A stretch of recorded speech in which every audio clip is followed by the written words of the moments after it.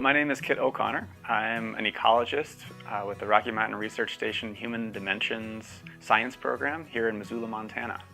What I'm doing right now here with Rocky Mountain Research Station is a really logical progression for the type of science I've been doing now for almost a decade. I got a chance to work with what we call natural disturbance interactions. That's looking at the impacts of fire, insect outbreaks, and human dimensions on a landscape and how all of those interacting ecological components work together.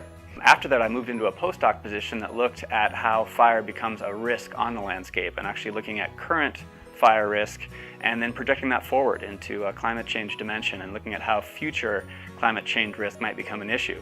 And so with that, we were able to inform some communities about what those risks were, but the next logical progression, which is what we're doing here now with Human Dimensions, is moving into how we manage risk. So it's not just understanding what the risks are and how the system used to work, but actually operationalizing that and turning it into how do we take those information, those data, and turn them into an actual outcome that affects and improves the outcomes for the public. There are two main components that we're looking at right now.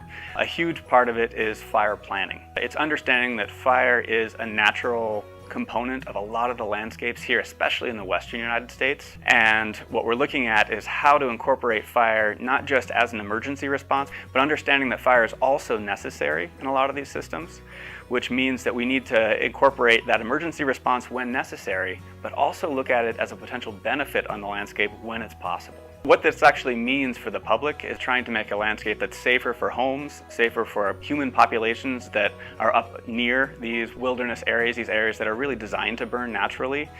So we're looking at basically ways that we can save lives while also promoting the long-term sustainability of these natural systems.